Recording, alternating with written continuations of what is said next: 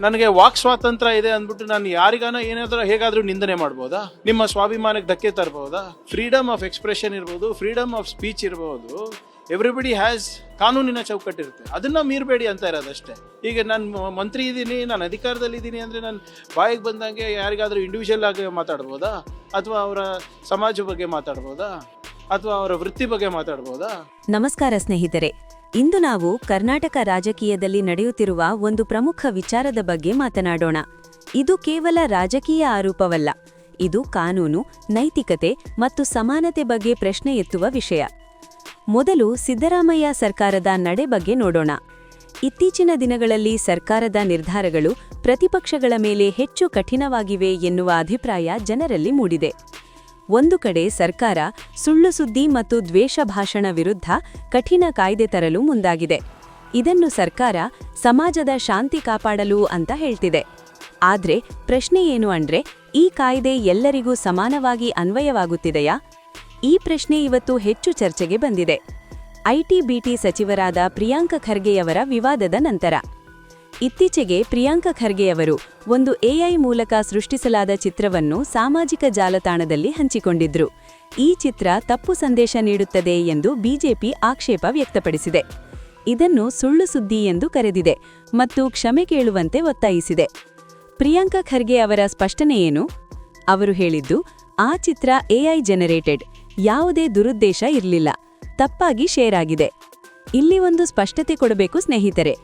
Priyanka Kharge arrest ಆಗಿಲ್ಲ, ಯಾವುದೇ FIR ದಾಖಲಾಗಿಲ್ಲ, court notice ಕೂಡ ಇಲ್ಲ. ಆದ್ರೆ ಸಾಮಾಜಿಕ ಜಾಲತಾಣಗಳಲ್ಲಿ ಇದು ಬೇರೆ ರೀತಿಯಲ್ಲಿ ಹರಡಿದೆ. ಫೇಕ್ ನ್ಯೂಸ್ ಬಿಲ್ ಇದೆ ಅಂದ್ರೆ ಅರೆಸ್ಟ್ ಆಗ್ತಾರಾ ಅನ್ನೋ ಗೊಂದಲ. ಇದೀಗ ಸ್ವಲ್ಪ ಇತಿಹಾಸದತ್ತ ಹೋಗೋಣ. 1986ರ ಸಮಯದಲ್ಲಿ ಸಿದ್ದರಾಮಯ್ಯ ಅವರು ಜೆಡಿಎಸ್ ಪಕ್ಷದಲ್ಲಿದ್ದರು. ಆ ಕಾಲದಲ್ಲಿ ದೇವೇಗೌಡರು ಮುಖ್ಯಮಂತ್ರಿಯಾಗಿದ್ದರು. ಒಂದು ಸರ್ಕಾರಿ ಯೋಜನೆಗೆ ಸಿದ್ದರಾಮಯ್ಯ ಅವರ ಸಹಮತಿ ಇತ್ತು. ಆ ಫೈಲ್ ದೇವೇಗೌಡರ ಮುಂದೆ ಹೋಗಿ ಅವರು ಸಹಿ ಮಾಡಿದ್ದಾರೆ. ಇಂದು ಅದೇ ವಿಷಯದಲ್ಲಿ ದೇವೇಗೌಡರ ವಿರುದ್ಧ ಕೇಸ್ ಹಾಕುವ ಚರ್ಚೆ ನಡೆಯುತ್ತಿದೆ. ಆದ್ರೆ ಅಲ್ಲಿ ಒಂದು ಪ್ರಶ್ನೆ ಮೂಡುತ್ತದೆ. ಆ ಸಮಯದಲ್ಲಿ ಹಣಕಾಸು ಸಚಿವರಾಗಿದ್ದ ಸಿದ್ದರಾಮಯ್ಯ ಅವರ ಪಾತ್ರ ಏನು? ಅವರು ಸಹಿ ಹಾಕಿದ್ದರೆ ಅವರು ಹೊಣೆಗಾರರಲ್ಲವಾ? ಇದೇ ರೀತಿ ಸಿದ್ದರಾಮಯ್ಯ ಅವರ ಪತ್ನಿಯ ಮೂಡಾ ಪ್ರಕರಣದಲ್ಲೂ ಸ್ಪಷ್ಟತೆ ಇಲ್ಲ ಅನ್ನೋ ಆರೋಪ ಇದೆ.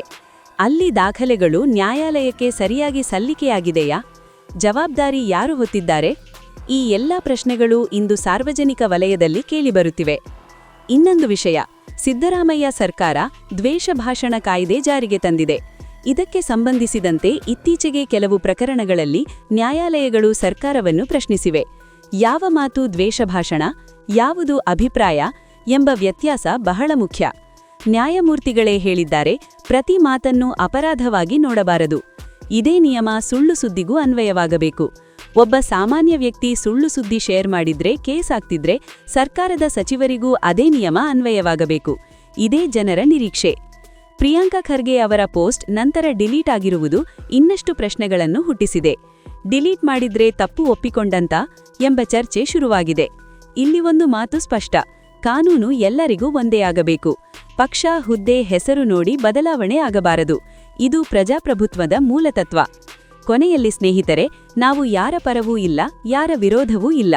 ನಾವು ಕೇಳುತ್ತಿರುವುದು ಒಂದೇ, ಸತ್ಯ, ಸಮಾನತೆ ಮತ್ತು ನ್ಯಾಯ. ನ್ಯಾಯಾಲಯಗಳು ಇವೆಲ್ಲವನ್ನೂ ಗಮನಿಸುತ್ತಿವೆ. ಮುಂದಿನ ದಿನಗಳಲ್ಲಿ ಸತ್ಯ ಹೊರಬರಲಿದೆ. ಈ ವಿಡಿಯೋ ನಿಮಗೆ ಇಷ್ಟವಾದರೆ ಲೈಕ್ ಮಾಡಿ, ನಿಮ್ಮ ಅಭಿಪ್ರಾಯವನ್ನು ಕಮೆಂಟ್ನಲ್ಲಿ ಹಂಚಿಕೊಳ್ಳಿ ಮತ್ತು ಇಂತಹ ಫ್ಯಾಕ್ಟ್ ಬೇಸ್ಡ್ ವಿಶ್ಲೇಷಣೆಗೆ ಚಾನೆಲ್ ಅನ್ನು ಸಬ್ಸ್ಕ್ರೈಬ್ ಮಾಡಿ. ಧನ್ಯವಾದಗಳು.